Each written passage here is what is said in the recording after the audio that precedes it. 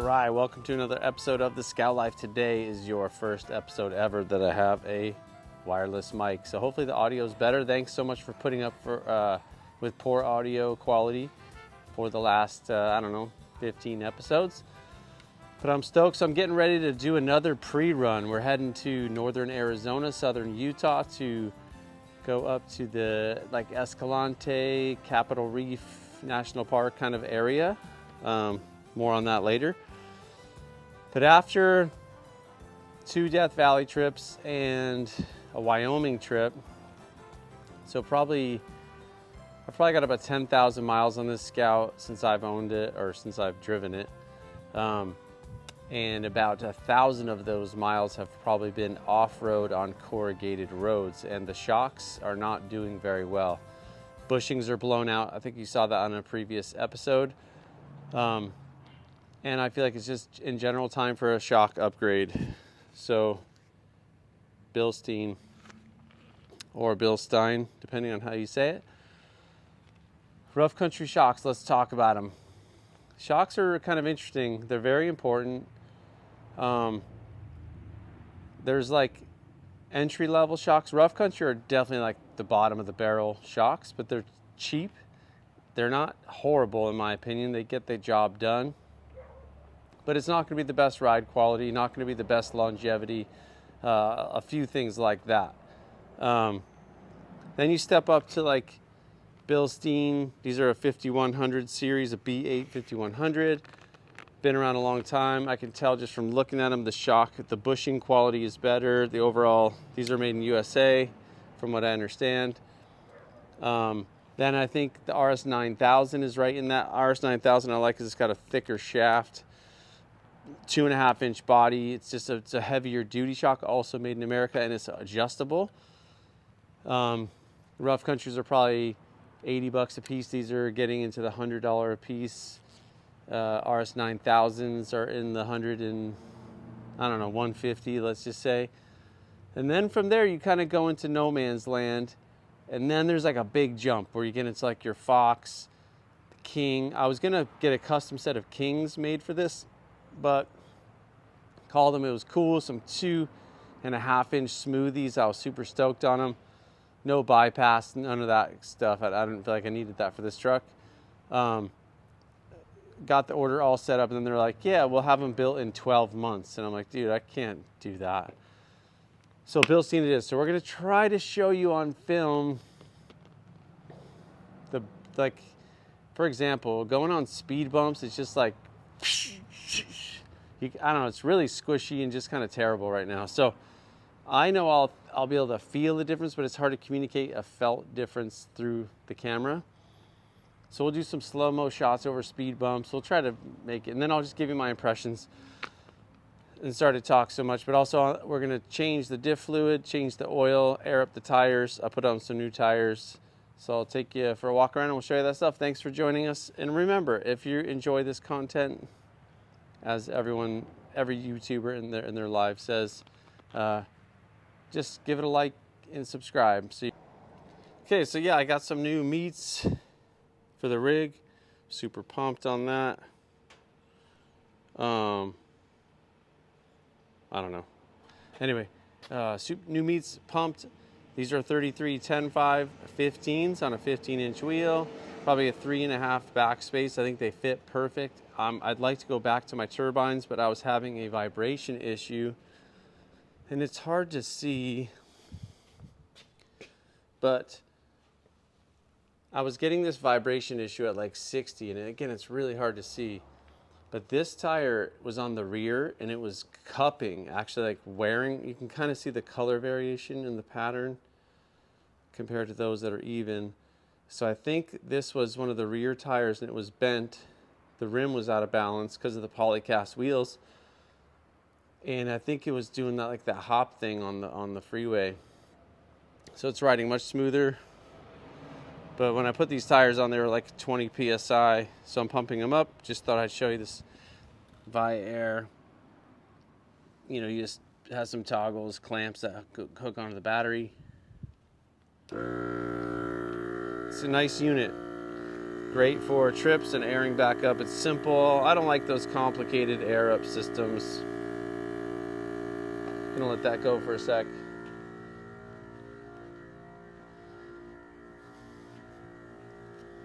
But the wheels are killer. I really like it. It's definitely smoother on the freeway and quieter, which I really like. It's a little bit boosted because I'm changing the rear diff oil, so I'll walk you through that. All right, so the easiest way to do this, I think this already has a lube locker gasket. If you don't have one of those, trust me, it's worth the investment. And the trick is leave one diff bolt in, just hand tight.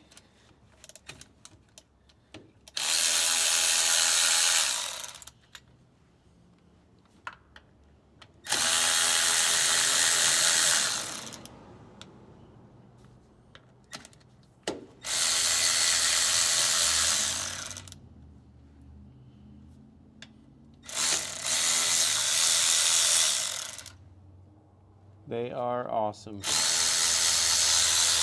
And they're reusable, so you don't have to like sit there with a razor blade and scrape. Also, if you can see this tag, when your axle has this little tag on it, that will tell you your gear ratio. This one I'm pretty sure is a 354. This second tag, if you can see that,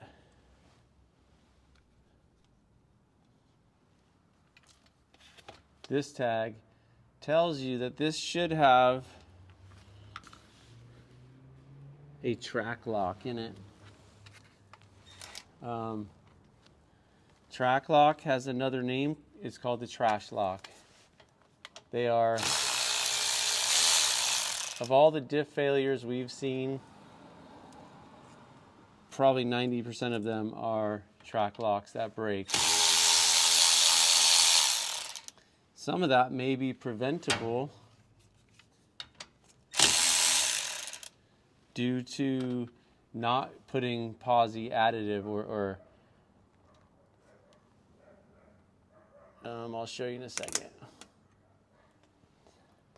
That's the magic of a lube locker gasket. So I'll show you what it is. Now I can take this one off by hand, last one. I should have a rag. I don't have a rag on me.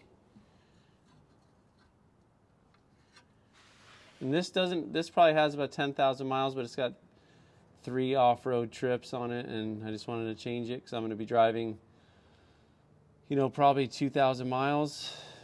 But you can identify the lube locker by these orange stripes. They're really amazing. Anyway, I'm going to let this drain, and then we'll wipe this down a little bit. I'm not going to go too crazy, but I am going to take the time to do a little bit of inspection, and then we'll get her back together, fill it up.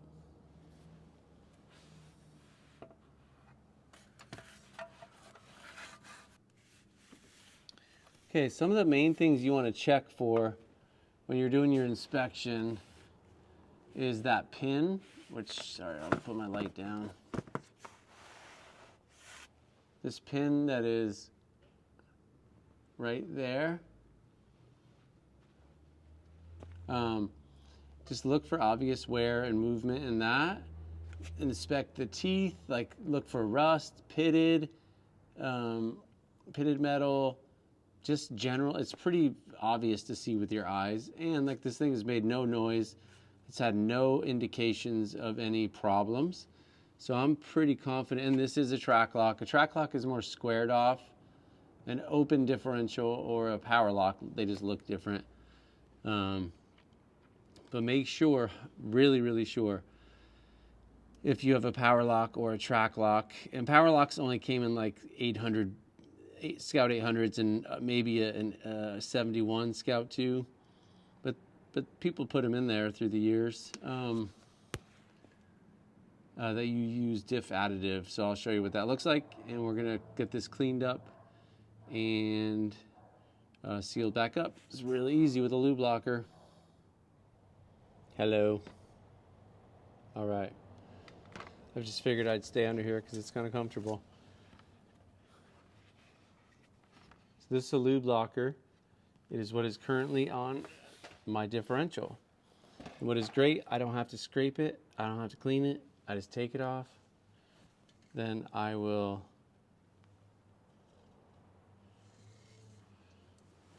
let this drain a little bit. Just taking some brake clean. Good technique, spray the brake clean on the rag. Also, because it evaporates so quickly that oftentimes it just goes away. I'm going to clean that off.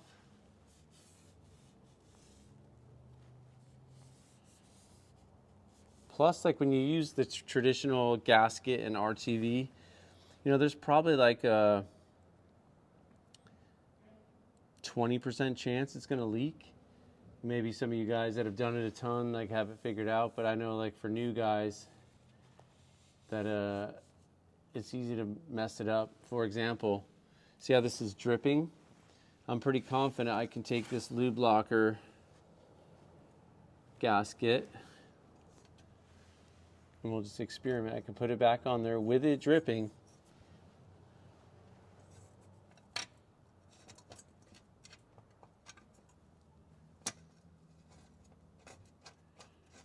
And that drip will stop.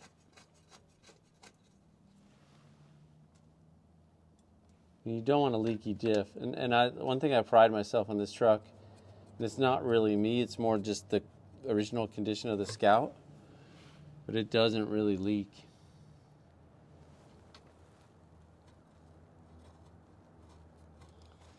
And while I'm under here, just like be looking around. Again, I know my shocks are going to get changed out, but I got to go. We have to show you what these feel like a little bit and ride like. I'm going to do my best on that.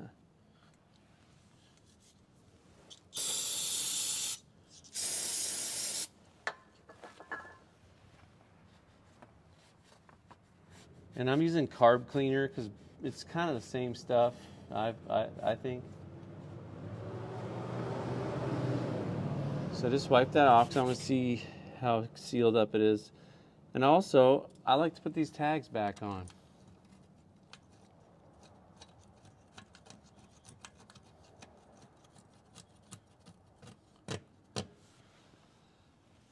So this might be one of those things that you just do like, I don't know, depending on how much you drive. This is my daily driver. With the gas prices, I have started riding my motorcycle more, so it's been sitting a little bit this last 2 weeks. But I'm gonna say this is like if you use your Scout once a year, go through the diff, the front every 2 years. So anyway, I'm gonna button this up. We'll toss the fluid in there, and then I'll show you the additive in the fluid. All right. So here's my tag. It's hard to see, but you can kind of see at 354. I cleaned that up. So I'm going to put that back on.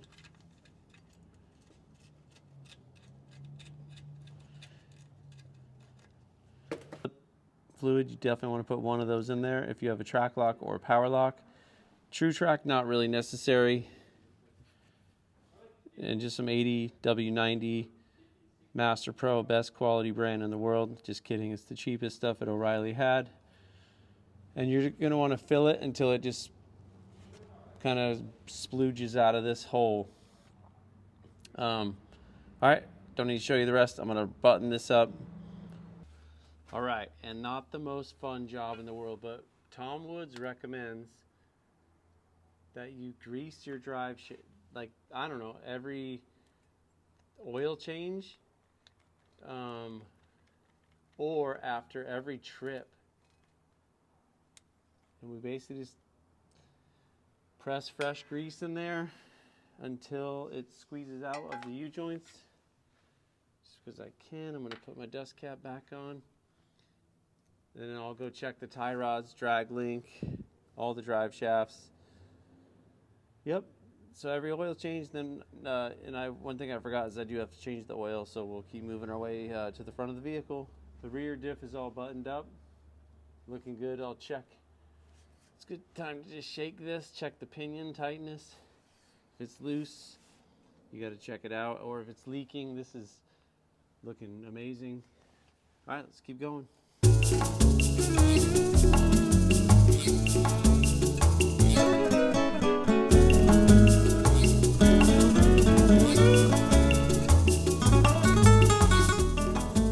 Okay, I'm here. So I like to drain the back sump first. And I know, man, I apologize. You guys want more involved tech, and we're actually working on that with some of our LS technicians. But this show is about my scout life and yours, incidentally. As we journey together. I need to have guests on the Scout Life where I just go pop in to scout owners, spend a few hours with them on a Saturday. So I changed this right before the Death Valley trip, so it's probably got 3,000 miles on it. But I'm telling you, man, you can't change your oil enough. You gotta change your oil on these old IH motors.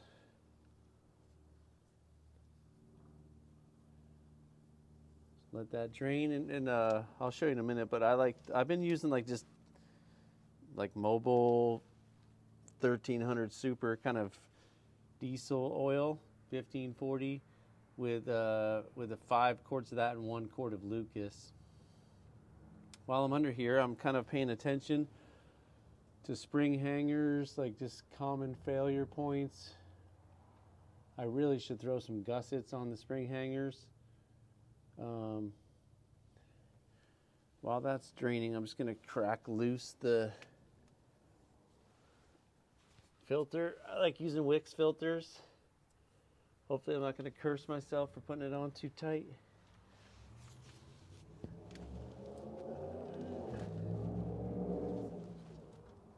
Just right.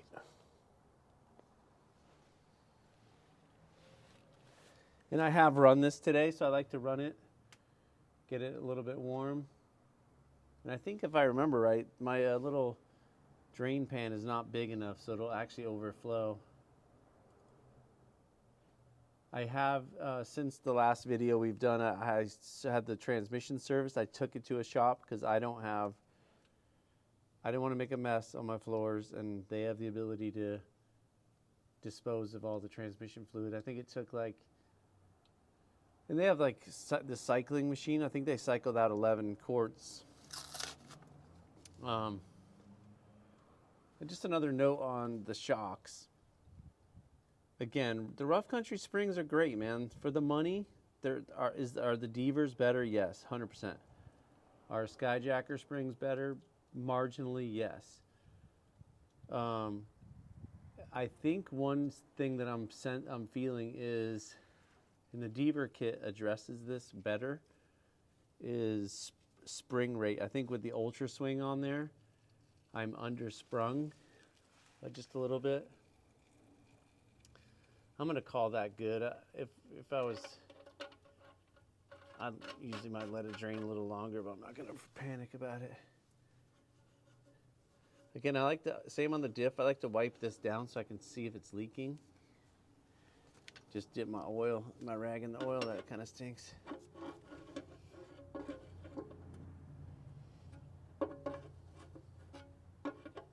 I think another purpose of the Scout Life is just to show, man, if you're gonna own a Scout and daily drive it, especially an original powered, you gotta embrace the lifestyle of maintenance and and just repairing it by yourself. And I know there's lots of different people with lots of different perspectives, but that is why on our drivability conversions, people pay to not have to deal with that. With the modern LS drivetrain, the maintenance goes way down.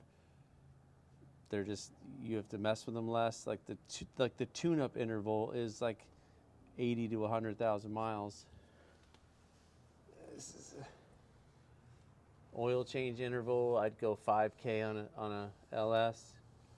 Gas mileage average on our 4.8 LS You know, probably like 16, 15 to 18. Most scouts, if they're tuned really well, you can get them up into the 13 range, but that's on a good day. This truck probably gets 12 on average. Okay, I'm gonna go drain this out so I don't spill it. See how I do on this. Get it running down my arm. Oil filters are always a pain. I think I'm gonna bring this higher.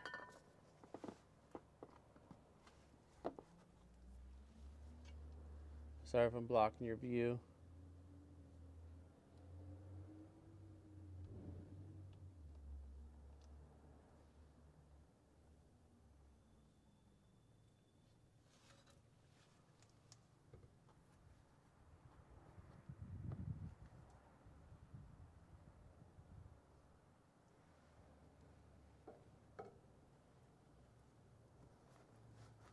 I mean, the oil's still pretty good. And also, I don't think I showed it on camera, but I took the time just to wipe this down. Again, I'm looking at like exhaust, a fuel pump, fuel hoses, oh, fuel filter. Great point. See, if I wasn't under here looking, I wouldn't see that fuel filter is kind of dirty. So, and I'm going with a buddy, but it'll just be 2 scouts out in southern Utah, and I don't want to break down. So, the more stuff that you can do now is the responsible. You know, I'll tell it like this, a story like this. My son Owen is 16.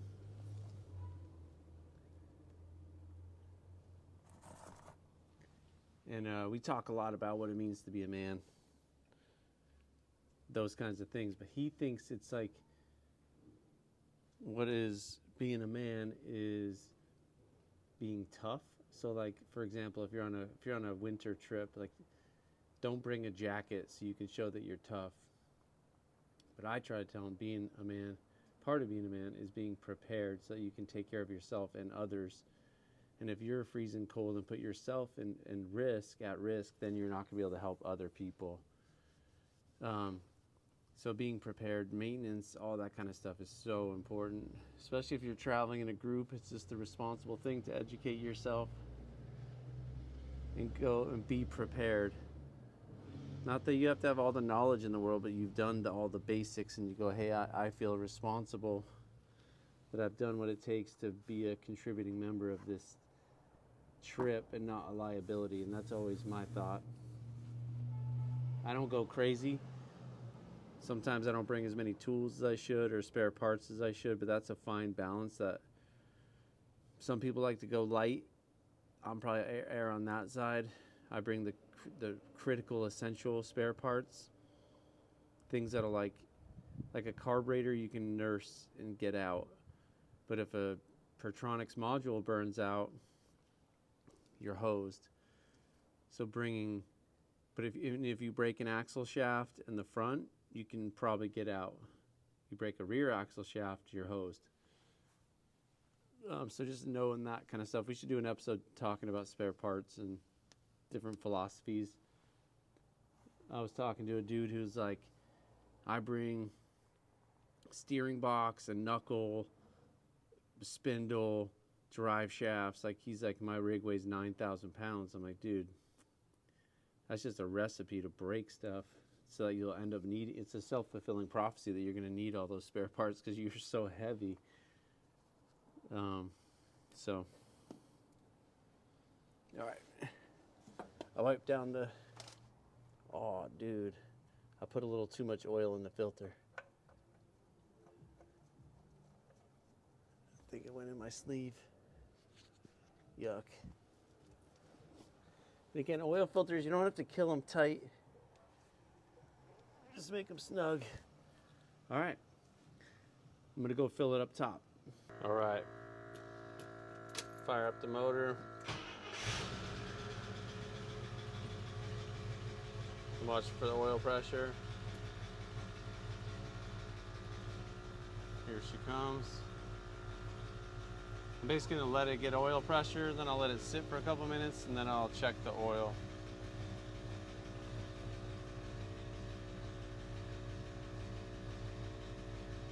I'm I'm not gonna rev it. I'm just gonna let it kind of do its thing.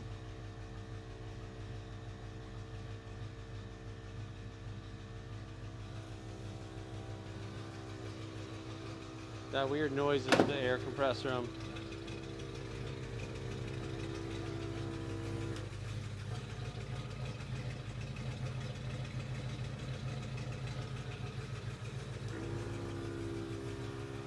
Check for leaks.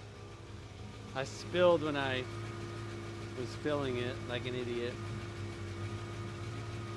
All right. All right, so I just wanted to show you, man, this, I've been noticing a little bit of like, just a tiny bit of surging sometimes. And then look, there's gas in that filter and I'm tilted and it's barely coming out. So I think this filter is pretty much, I mean, you can see the difference. But anyway, good call changing the filter. Also, just wanted to share with you, this is like a pre-filter. So this is coming from the tank before the fuel pump. And then I also have, with the DR,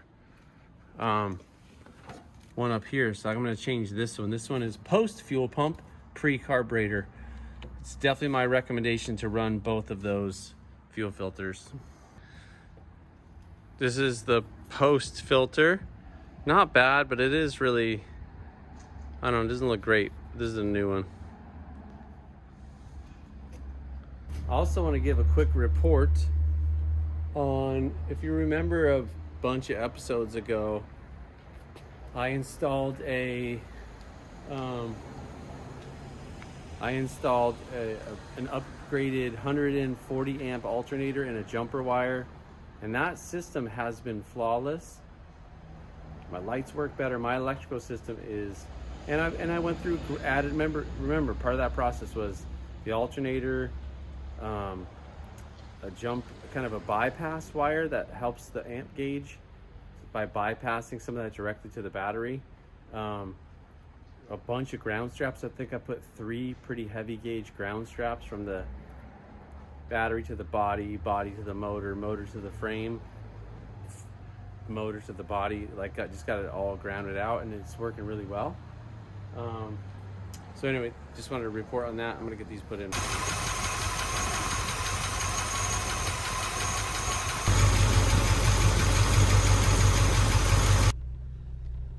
Okay, so we're gonna go do a shock test.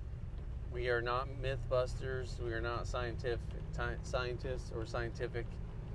So what we're gonna do is just do some speed bump testing, and I aired up the tires, so the tires are all at 30 pounds. Shocks are all tight. So I kind of already have my driving impressions. I've been driving this truck for a year like this, so I know how it feels. But we are going to, I'm excited to put the new shocks on and see how it feels. Shocks are somewhat subjective. There's some performance metrics that I think are not subjective. But okay. Here comes the speed bumps. Okay, so we're at our speed bumps. I'm gonna do a pass. We'll see how it feels. I mean, the shocks are definitely working. This is about 8 miles an hour.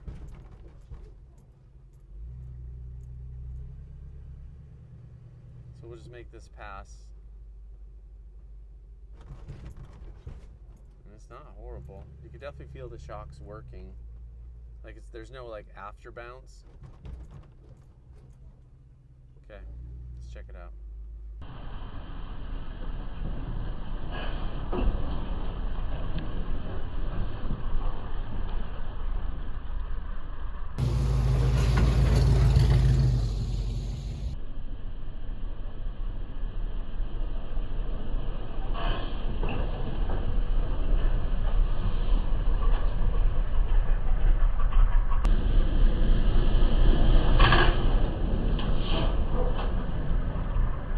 right, so I think that went pretty well.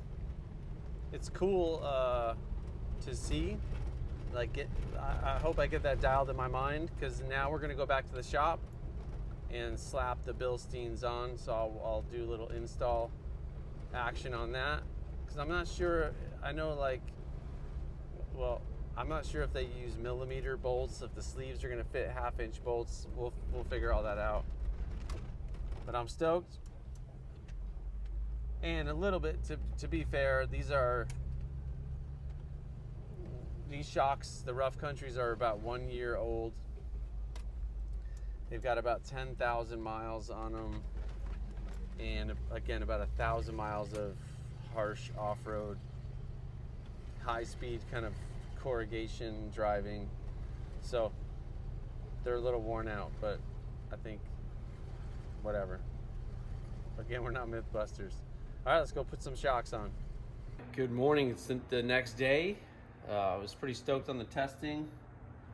I have to say 2 things. Number one, I was wrong. These shocks are made in Mexico, so that's what it is.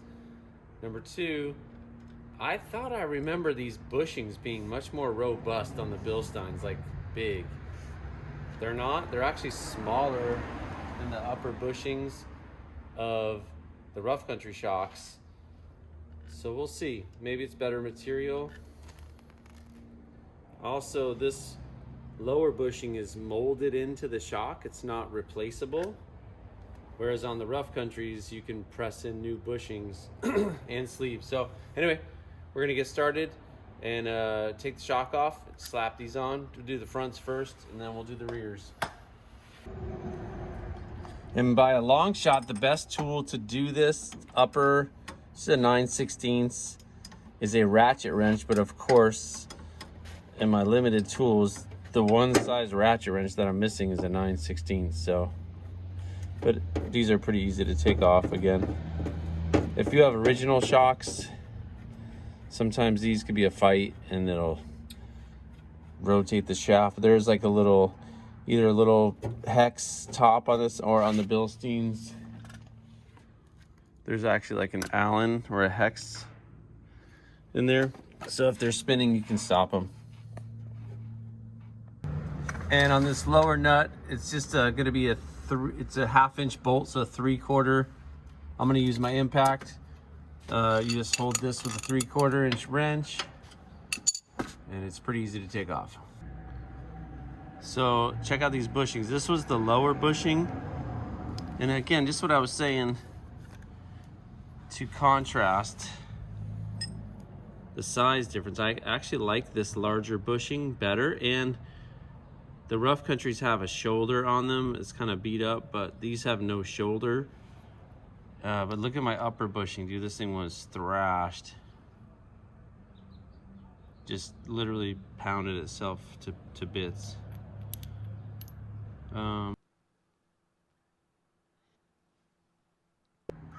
One last thing before I put these shocks on. You can see this hole is slightly oblong, but keep an eye out and do that inspection. Also check for cracks on this.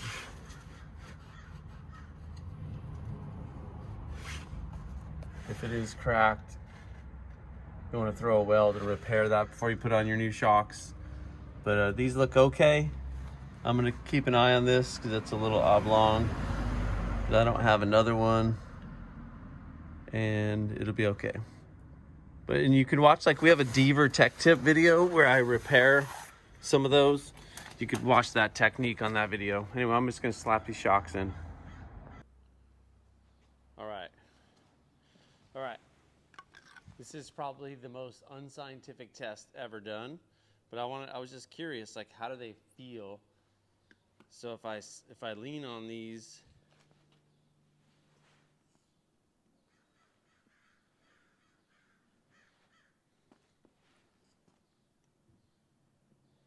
this one is definitely valved softer, like it's easier to push down and it returns faster. I don't know if that's I mean, it's obvious. This one's valved probably a little stiffer, which I think is a good thing. So anyway.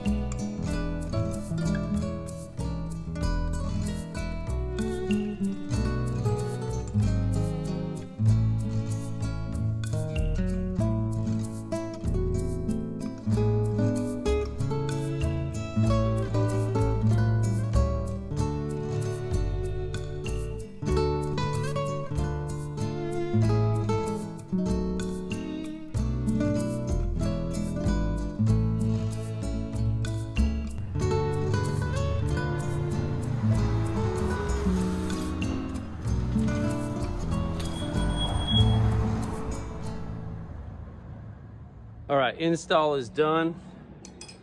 Really quick, just wanted to touch base about boots or no boots. I prefer no boots, but I figured I'd leave them on there. I double checked body length and all that kind of travel. They are identical to the Rough Country shocks, so I got that right. So I'm gonna run it with boots, although I tend to, I don't know. I think it's a big debate. Typically I run them with no boots, but these were on there and they looked good. Well, I mean, they were on there well. So I may cut them off, we'll see. Let's go for a ride. So first impressions. And again, like I'm very used to it with the other shocks. So far, just driving down the street, I can already feel a difference. It feels more firmly planted to the ground, if that makes sense. Like it's less, like I can feel the truck squatting less, which again, shocks don't help spring rate, but if they're stiffer and have more dampening. So far, it definitely feels better.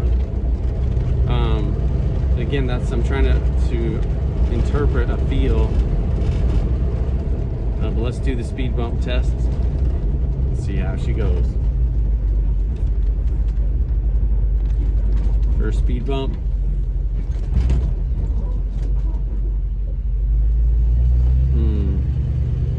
Honestly, I couldn't feel that much of a difference. I could definitely feel it just on, yeah. I think, yeah, I felt it there. Less, like the springs compressed less. Yeah, it's like a faster recovery.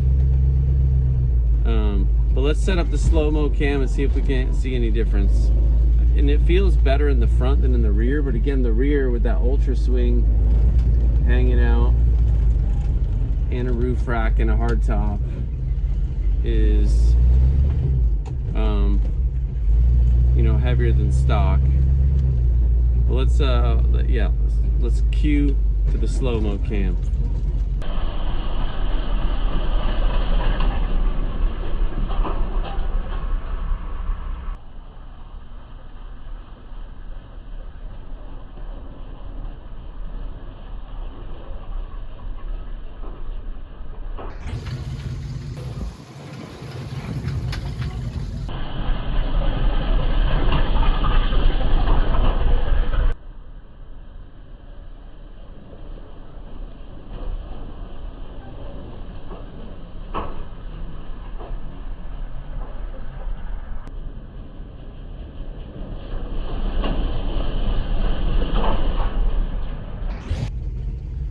All right, so Ben is with me. What's up? So he was with me yesterday for this test, and he seems to be able to, you know, Ben, how would you articulate the difference? I think it just like doesn't compress as much is what it seems like. It has it's a little easier to bounce back rather than going more compressed. It doesn't compress all the way, if that makes sense. Yeah, there's kind of like this sensation where with the Rough Countries, sorry, it was like plunk, plunk, and then it comes back up and then it gives it a little wiggle. So the term I would use is it feels more precise and more controlled. So here's my, and again, I'll have more feedback. I'll report back when we go up to Utah and northern Arizona and actually field test them. And then I may do the same exact thing with a pair of Rancho RS 9000s, and then maybe like a set of premium shocks. But so far, do I think the Bilsteins are worth the money? You're talking, you know, extra, well, the problem with the Rough Country stuff is you don't really get a discount for ordering it without the shocks. Like if you call Rough Country or any Scout dealer, order a Rough Country kit and say sell it to me without the shocks, the price will actually be more, which is weird. So you won't actually save money that way. But so for $400, is it worth it? I'm on the fence. I think longevity wise these Bilsteins will last longer, and I think that's just my initial gut reaction. But I think if you're off-roading a lot, I think the Bilsteins are going to shine off-road, because in Death Valley the Rough Countries were pretty crummy. So anyway, thanks for watching this Scout Life. Sorry for not being more scientific like that Project Farm dude. We're going to test that. That guy is really scientific and does a good job, but we're not. But anyway, next episode I hope is the green truck part 2. I've been working my butt off on it. I just got to finish the rear brakes, bleed the brakes, then we'll be test driving, and then I'll release the video. It's mostly edited. We have another fun Will It Run video on another 72 1210 pickup. I want to also introduce you to a new 1970 800 V8 automatic project that we have going, and then introduce you to a 1980 the Aqua Goat that we're going to be doing just some refresh tune-up. It's a 196 4-cylinder 4-speed, really cool truck. Anyway, as always, thanks for watching. Thanks for your support. Go out, work on your truck, hang out with good people. Talk to you later. All right, just next impression. So we are cruising down about a mile down the road, and Ben and I both said it feels it's more firm but not harsh, so that's kind of cool. And check this out, we're just randomly out on a test drive, and there's like 3 or 4 Scouts in this area, and look what's ahead of us. Crazy. Keep the sticker, dude.